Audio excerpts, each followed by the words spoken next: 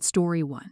I'm having a hard time feeling remorseful and unwilling to apologize for calling my brother out and asking him to vacate my property. I've given him many chances to stop this behavior, but my brother won't stop shaming me for being a club dancer before I got my prestigious job. These are his literal words. Now I'm a nurse and esthetist. He's been making offhand remarks about me, having been a dancer since he found out 6 years ago. He gets on these long tirades about how I'm ungodly and unholy, and that the sins I committed can never be forgiven unless I repent and let God into my heart. I am not religious. I'm certainly not a Christian and never will be one, but my brother refuses to accept this. Also, I only started dancing because his gambling addiction ruined my and our parents' life. He remortgaged their house, took out loans and several credit cards in our parents' name, and even sold our parents' identity to his former dealer. I didn't know how bad the situation was until I came home one day from university and found strangers living in our house. My father was too embarrassed to let me know they were living out of their car. They also never reported my brother to the police because my parents didn't want him back in prison. The last time he went in for 2 years, my parents and I were blackmailed to pay his prison debt. So when I found out my parents, baby sister and baby brother were living out of their car, I decided to work as a dancer. I made good money, and with that money, I could house my family, pay off my parents' and brother's debt, and put my younger siblings through college and university. During that time, I also paid for his rehab, and he got his crap together. Now he's happily married, employed, sober, and has a child on the way. Last Sunday, our parents invited some people over for a big catered dinner. My brother and his wife thought this would be the perfect time to turn it into what he called a shame-avention and embarrass me in front of all the guests. I completely lost it. I was so enraged that I spent most of the evening cussing him and my sister-in-law out. I reminded him I would never have been a club dancer if he hadn't tried to ruin us. I drew up an eviction notice on Monday and sent it to him. I want to cut all ties with him and his family. I am truly done with him. Almost everyone is telling me I'm right in being angry, but that it's terrible to kick him and his wife out when they're due to have their first child in 9 weeks. My parents are begging me to forgive him, and honestly, I feel like I have been and am being reasonable. I've given them 90 days. I am done being called the loose woman of Babylon and the downfall of mankind. I feel like I'm losing my mind. Am I the idiot? Edit for clarity. I danced for 5 years and used the money for that to claw myself and my family out of debt and pay for my brother's rehab. I haven't danced in over a decade. I paid for my sister's IF and bought the house my brother and his wife live in with my nurse and niece that is money. He doesn't feel bad about asking me for help now because this money wasn't made from sinning. Also, my sister-in-law is just as bad as he is. Oh wow, not the idiot. I wouldn't give him 90 days. I get some friends to throw all of the stuff out of your house, change the locks and call the cops that he's trying to break in. I would never talk to your brother again, and if you ever do that witch stuff comments, ask him how his gambling deals are doing and how are the accommodations in jail. Yeah, he's born again, which is always a joke. He ruined your family, made them sleep in the car and dares to blame your past on everything else. And if you're so evil, why is he living with you? Forget his baby, forget his life. Go no contact with him forever and talk to your parents about their reaction, and that's what he's doing to you. Can you imagine being one of the guests and wishing to fall off the earth? The brother can't have it both ways. Both rant about Opie's past and yet conveniently downplay, if not ignore, their own role and, more importantly, at the same time, benefit from Opie's sinful behavior, as the brother calls it. Hopefully Opie never has to talk to him again, but if she does, she should ask for all the money she paid for his rehab, bail back and IVF. You did what you had to do after your parents enabled him to the point of losing everything but their lives and the clothes on their back. He should be thanking you, not shaming you. You did nothing shameful unlike him. And I'd be cutting off my parents next. This has Golden Child vs. Scapegoat written all over it, and my heart aches for you. Absolute goddess, I wish you all the blessings and joy a life could hold. Story 2. I, female 27, had my first baby a few days ago.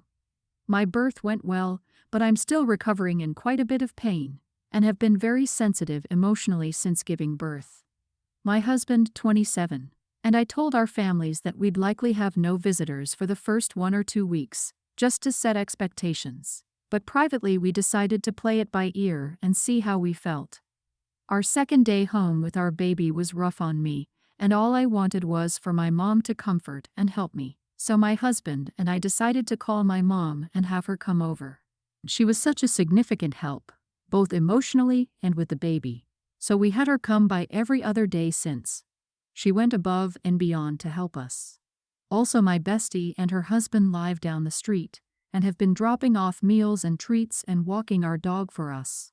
But I don't consider that visiting as much as favors and errands. Mother-in-law found out about my mom's visits and was very upset, so we decided to have her over for a brief visit. Day 6 postpartum. She said they bring food and arrived around dinner time. I have celiac disease, so I cannot eat gluten. Mother-in-law brought homemade lasagna, pasta salad, muffins, and 2 types of cookies, all full gluten, and explained to me that she was sorry, but she had limited notice and only had time to make my husband's favorites. I immediately started crying, and my husband thanked his mom, but took me to the other room. He told me he'd take care of it and ordered a delivery on the spot. I composed myself, introduced mother-in-law and father-in-law to baby, and then mother-in-law made another comment about how she wished she could have brought food for me, but it was just so time-consuming and burdensome to make things gluten-free. I snapped and told her she was rude and told her I was angry. Toward the end of the visit, my BFF's husband knocked on the door to come walk our dog, and to my surprise, brought us a homemade gluten-free tiramisu. I started crying again and thanked him profusely, and he told us it was no problem and surprisingly easy to make. Mother-in-law was angry. She realized that they'd been coming by and started complaining about how wrong this all was because she had to wait 6 days to see the baby and was faced with my anger. My husband took my baby from her, and father-in-law snapped at her to drop it.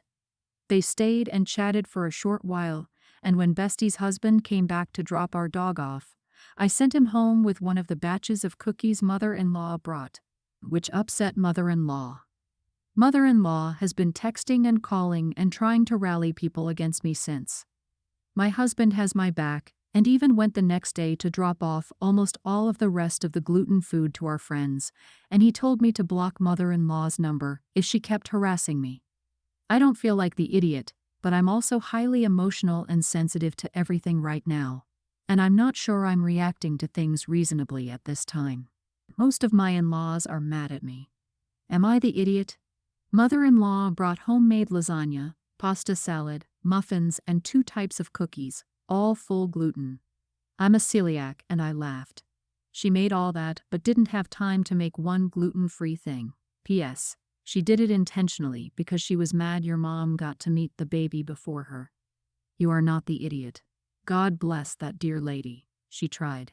The impression I get is that as well as making everything about herself, mother-in-law doesn't believe Op really can't have gluten. Her making so much with gluten, all her son's favorites, and then ranting about how hard and time-consuming it is to make anything gluten-free, sounds like she's blaming Op for not eating the food, as if Op has deliberately unreasonable expectations. I didn't get that impression at all.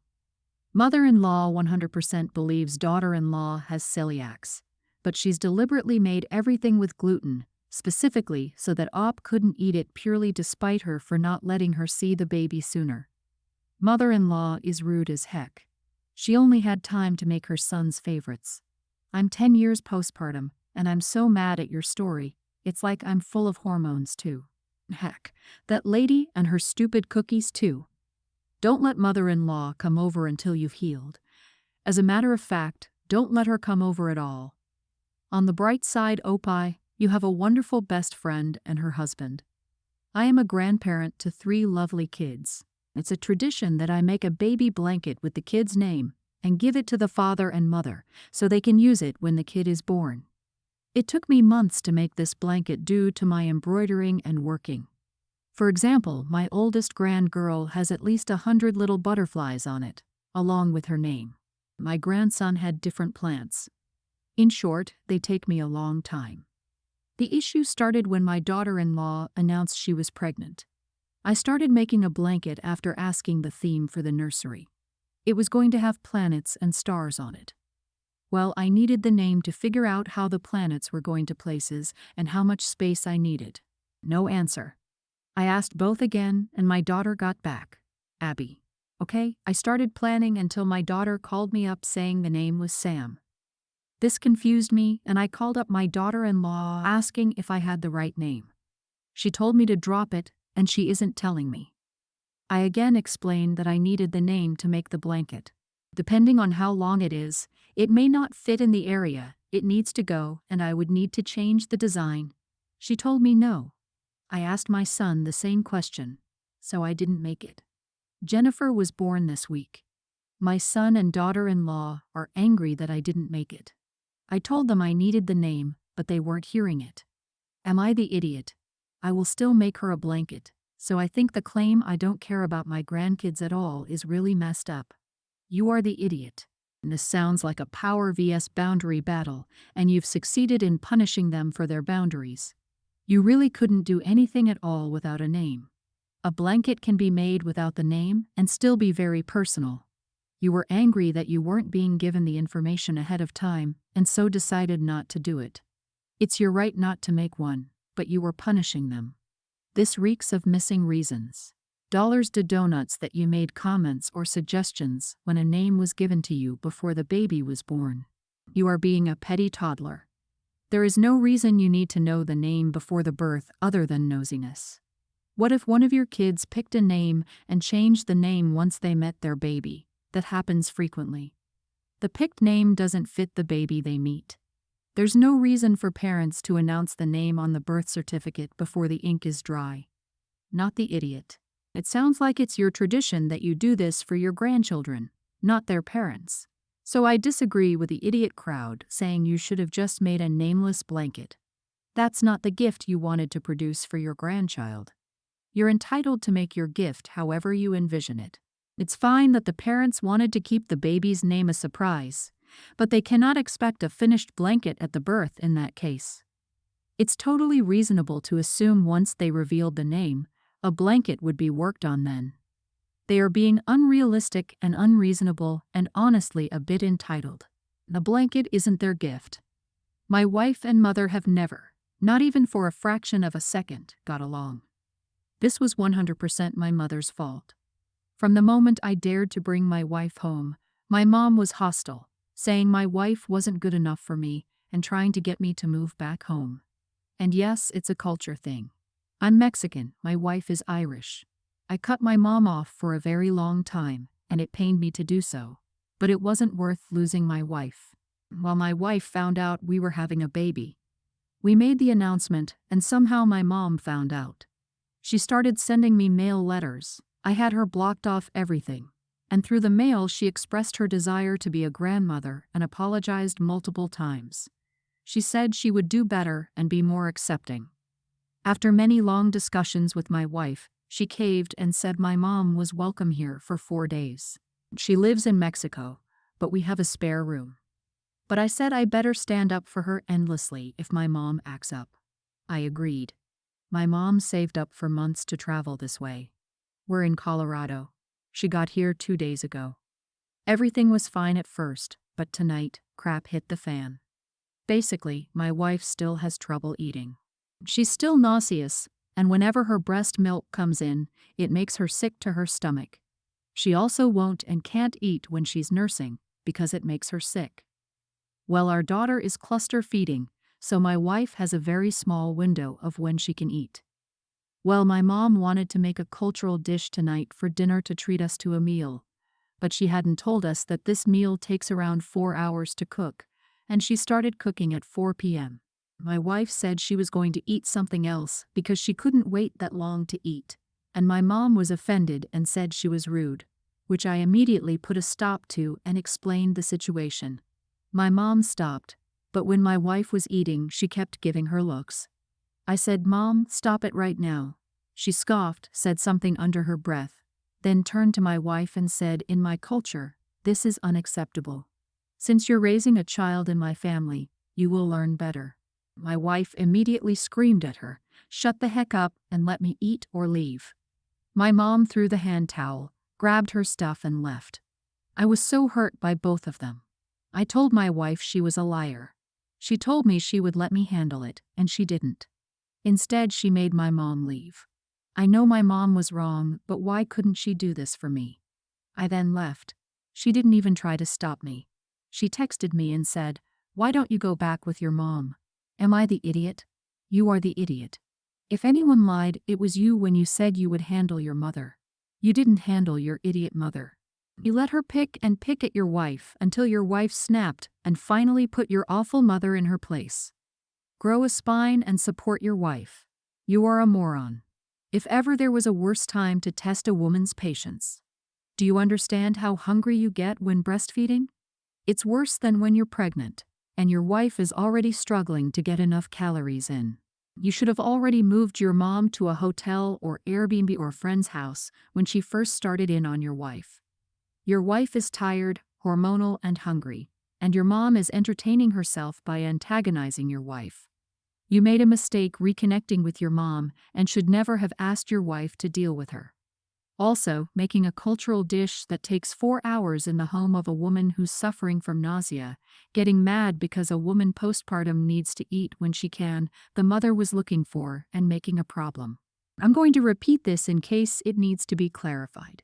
Your wife did not make your mother leave. Your mother made that big girl decision on her own. Your wife was right, you should go back with your mother. My girlfriend and I have dated for around 3 years. We've lived separately this whole time, but obviously see each other often. Her lease at her current house, 1,800 square foot, will be up in a few months, and we're discussing moving in together. She has 9 cats, a dog, and a daughter. I have a dog, I own my house, I bought it 3.5 years ago before I met her, and it's about 400 square foot less than her place. She wants me to sell my house and move into the house she's renting and pay her rent when I have a perfectly good home to live in. I understand her concerns about space and the comfort of the animals, but 300 square feet isn't that small, and I feel like it would be a horrible financial decision to give up on my 2.8% interest rate and start renting again, especially because the value of my home will probably continue to increase. On top of that, her rent is more than my mortgage. She's adamantly against living in my house though, and is acting like I'm an idiot for trying to explain it's a bad decision financially to do this. But she seems to think I'm not making sacrifices for her if I don't move into her rented house. Am I the idiot? 9 cats. That woman doesn't rent a house, she runs a damn zoo. Your girlfriend needs an education in compromise. Compromise, it turns out, does not mean she gets whatever she wants and her opinion is right. You're an idiot if you disagree. Do not sell your house, regardless of whatever else you do. Not the idiot. I cannot imagine wanting to live in an 1,800 square foot house with 2 adults, 2 dogs, a child, and 9 cats. The more I think about it, the more I realize that your girlfriend is either not being forthright or possibly doesn't even know she's unwilling to contribute to your house. She could resent that you have a house and she doesn't. And she could simply not want to contribute to a house and property that she has no ownership in, which were it the case would be hilarious because what do you think renting is, girl? Either way, this is a huge red flag. Okay, I'm just gonna say it. Someone with 9 cats has issues. This isn't someone you want to share a home with permanently, and it's cruel to have that many animals in a small space. Say no. Keep saying no. If you want to rent a place together, then rent your house to someone else and try living together for a year, but not in your home. And good luck finding a landlord that will say yes to 9 cats. Thanks for listening.